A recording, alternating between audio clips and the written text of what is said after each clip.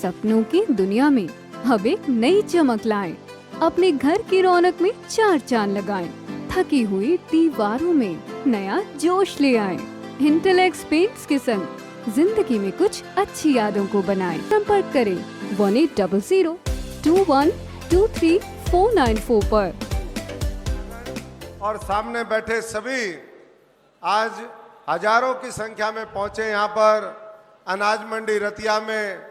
हमारे पूरे रतिया की आन बान शान, मेरी माताएं बहनें, मेरे सम्मानित पिता समान बुजुर्गों, माता, नौजवान साथियों, मीडिया के सभी साथीगण और सारे साथी जो आज रतिया की इस मंडी में चारों तरफ, क्योंकि ये पूरा मंडी का जो शेड है पूरा भर गया और चारों तरफ भी बाहर लोग दिखाई दे रहे हैं, सभी पहुंचे हुए मेरे सभी जुझारू साथीगण। आज सबसे पहले तो मैं हमारे मुख्यमंत्री नायब सैनी जी का आप सब की तरफ से और अपनी तरफ से यहाँ पर पहुंचने पर बहुत बहुत स्वागत करता हूँ, बहुत बहुत अभिनंदन करता हूँ, क्योंकि आज ये मेरे उम्मीदवार बनने के बाद इस संसदीय क्षेत्र में और रतिया की धरती पर पहला आगमन है। और मैं इतना ही आप सबको कहना चाहूंगा कि जब मैं भारतीय जनता पार्टी में आया तो मनोहर लाल जी मुख्यमंत्री थे और नायब जी पार्टी के अध्यक्ष थे। कई लोग मेरे से पूछते हैं कि भाई क्या फर्क है इन दोनों पार्टियों में। तो यहां पर बहुत से साथी हैं जो दूसरी बैकग्राउंड से आए हैं। हम लोगों ने पहले भी साथ काम किया। जितना बड़ा दिल भारतीय जनता पार्टी के नेतृत्व का है, जितनी खुली सोच उनकी है और जितना समावेशी उनका व्यवहार है, इतना मैंने कभी नहीं देखा। क्योंकि जब भी मैं मिला सबकी तरफ से बिल्कुल जैसे पुराने साथी हैं कोली भर के मिले। ऐसा ही प्यार हमारे जो सामने बैठे हैं कार्यकर्ता हैं, नेता हैं, उनकी तरफ से मिला। और बाकी चीजें तो ये पार्टी का फैसला होता है कि कब किसको कहां क्या जिम्मेदारी दे। ये किसको पता था कि नायब सैनी जी को एकदम इतने स्मूथली मनोहर लाल जी और पार्टी के शीर्ष नेतृत्व ने, आदरणीय नरेंद्र मोदी जी ने, नड्डा साहब ने, अमित शाह जी ने, पार्टी के शीर्ष नेतृत्व ने, विप्लव जी ने जिस तरीके से उनको जिम्मेदारी दी, अगर यही किसी दूसरी पार्टी में होता, उदाहरण आप उठा करके देख लीजिए, पीछे छत्तीसगढ़, मध्य प्रदेश, राजस्थान, सरकारें गिर गई लेकिन लोगों ने कुर्सी नहीं छोड़ी। साथियों, ऐसे सत्ता के लालची अहंकारी लोग वो क्या देश बनाएंगे। और यहां पर जिस तरीके से सत्ता का हस्तांतरण हुआ और हमारे बड़े भाई को जिम्मेदारी दी, एक नया नेतृत्व आगे बढ़ाने के लिए, पुराने नेतृत्व जो आने वाले समय में इस देश का नेतृत्व करेगा। तो ये फर्क है भारतीय जनता पार्टी और दूसरा इंडिया अलायंस के जो और दूसरे दल हैं इसमें। साथियों, ये रतिया का ये सिरसा संसदीय क्षेत्र ये पिछले 2009 से 15 वर्ष से मेरा परिवार का हिस्सा रहा है।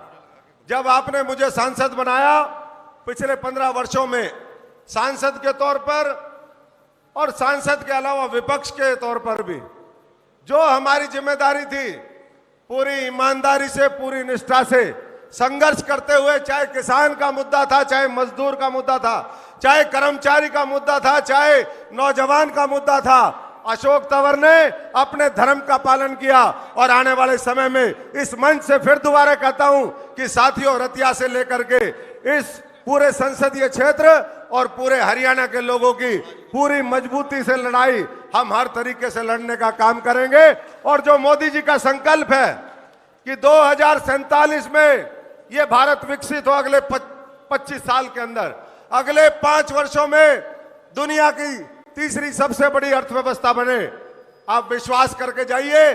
जिसका नेतृत्व दृढ़ संकल्पित हो, जिसकी सोच महान हो, जिसके सकारात्मक सोच के साथ लाखों करोड़ों लोगों की फौज तैयार हो, वो नेतृत्व अपने लक्ष्य में जरूर कामयाब होता है। जनता भी साथ देती है। 140 करोड़ लोगों का आशीर्वाद आज नरेंद्र मोदी जी और भारतीय जनता पार्टी और कमल के निशान के साथ है। उसी तरीके से हरियाणा में भी पिछले 9.5 वर्षों में जो काम हुए, केंद्र की सरकार ने लाखों करोड़ रुपए के प्रोजेक्ट एक एक राज्यों को दिए। हरियाणा में आज कोई ऐसा जिला नहीं है जहां पर बड़े बड़े चौड़े चौड़े रोड हाईवे ना बने हों, जहां पर रेलवे की जो कनेक्टिविटी है वो बेहतर ना हुई हो, जहां पर उद्योग धंधे ना हुए हो। और ये हमारा जो सिरसा संसदीय क्षेत्र है, ये तो आप सब जानते हैं कि कृषि के क्षेत्र में पूरे देश में आगू है। हमने लगातार कई वर्ष गेहूं के उत्पादन में पूरे देश के अंदर नंबर 1 स्थान अर्जित किया। और इसलिए ये जो रतिया का क्षेत्र है, ये आज शैलरों का और धान का एक कटोरा बन गया। ये धान का वो एक बड़ा, जहां पर सारी चीजें आज प्रोसेस होकर के और किसान को, आड़ती को, हमारे मजदूर को हर चीज का अच्छा दाम मिलता है।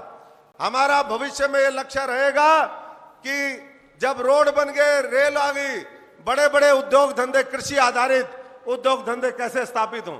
और इस इलाके के अंदर अपार संभावनाएं हैं, क्योंकि ये वो इलाका है जो पूरे देश का 10% नरमा पैदा करता है। यहां पर टेक्सटाइल इंडस्ट्री, उसके लिए हम सब लोग मिलकर के प्रयास करेंगे। रतिया को छूते हुए आने वाले समय में डबवाली से लेकर के पानीपत तक का हाईवे बनना है। तो मैं आप सबसे विनती करूंगा, याद करिए 2009 से पहले ये रतिया एक बड़ा गांव हुआ करता था। बाई इलेक्शन हुआ, उस समय हम कांग्रेस में थे, हमने लड़ाई लड़ी और इस रतिया को एक बड़ा कस्बा बनाने का काम किया। और मैं माननीय मुख्यमंत्री जी और पार्टी के शीर्ष नेतृत्व के सामने ये कहता हूं कि आप सब आशीर्वाद दीजिए, ये रतिया दिन दोगुनी 4 रोज तरक्की करेगा और बड़ा शहर, विकसित शहर, एक समृद्ध शहर जहां पर हर व्यक्ति खुशहाल हो, उसके लिए हम मिलकर के काम करेंगे। दूसरी तरफ किस तरीके की मानसिकता है और दूसरी पार्टी के नेताओं के, मैं संगठन की बात कर रहा था कि भारतीय जनता पार्टी और कांग्रेस में क्या फर्क है। लोग मेरे से पूछते हैं भाई विपक्ष के मुद्दे क्या हैं। हम कहते हैं कि विपक्ष का मुद्दा है देश के टुकड़े टुकड़े कैसे हो। विपक्ष का मुद्दा है कि भाई जाति के आधार पर जनगणना हो। विपक्ष का मुद्दा है कि भाई देश को कैसे बांटा जाए धर्म और जाति के आधार पर। देश का मुद्दा उनके लिए क्या है कि भाई भेदभाव करो, कुछ लोगों को पीछे छोड़ दो, गरीबों को पीछे छोड़ दो, कुछ जातियों को पीछे छोड़ दो, कुछ धर्म के लोगों को पीछे छोड़ दो। और जो लोग इस देश को आगे बढ़ाने में, उठाने में लगे हुए हैं, जो मोदी जी कहते हैं वेल्थ क्रिएटर हैं, उन वेल्थ क्रिएटरों का तिरस्कार करो।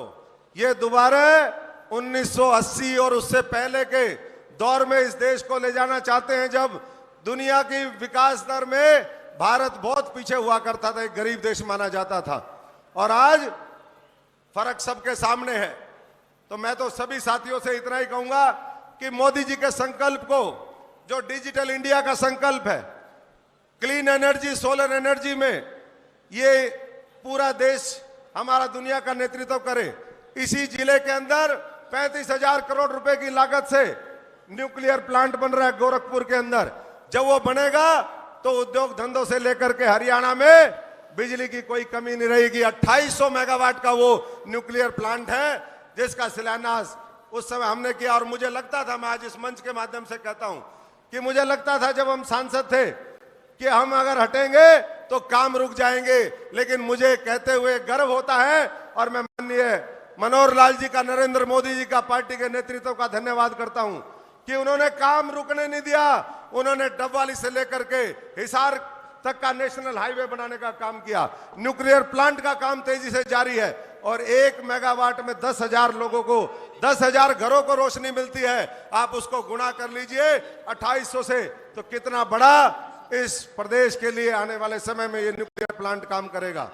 तो इसलिए आज शिक्षा नीति 4645 करोड़ रुपए किसानों को फसल बीमा, मुआवजा, फसली क्लेम और किसान से उनको निकाल करके मुख्य धारा में शामिल करें। ये 2024 का चुनाव, ये देश का चुनाव है, किसी पार्टी का चुनाव नहीं है। और देश के लिए हर व्यक्ति को अपना सहयोग करना चाहिए। इसलिए मोदी जी का जो नारा है 400 पार को बढ़ा करके हमें इस देश में तीसरी बार उनके नेतृत्व में सरकार बनाने का काम करना है, कमल खिलाने का काम करना है। और उसके लिए आप सबको पूरी ताकत से लगना होगा। 2 दिन का दिल्ली में अधिवेशन था, चुनाव से पहले, घोषणा होने से पहले मोदी जी ने एक बात कही कि हर बूथ पे हमें 370 वोट बढ़ाने का काम करना है। अगर हर बूथ पे 370 वोट बढ़ते हैं तो करीबन 1900 से 2000 बूथ हमारे सिरसा संसदीय क्षेत्र में है। पिछली बार का मार्जिन हमारा 3 लाख से ऊपर था, और अगर उसमें 7,40,000 वोट और जोड़ दे तो 10 लाख से ऊपर जाता है साथियों।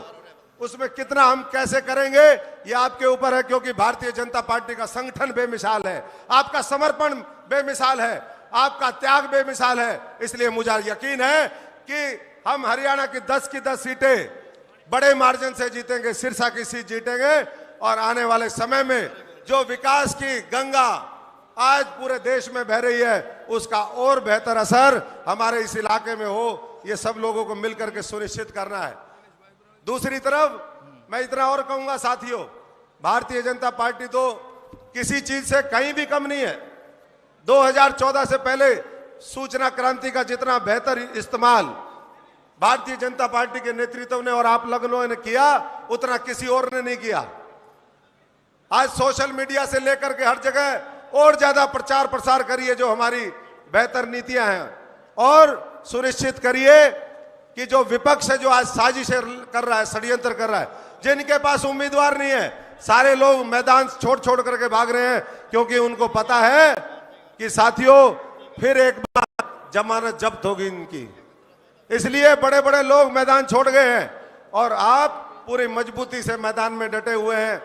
जिनके पास ना ड्राइवर है, ना जिनके पास गाड़ी है, ना कुछ और है, और वो कहते हैं हम सरकार बनाएंगे। कहां से बनाएंगे साथियों?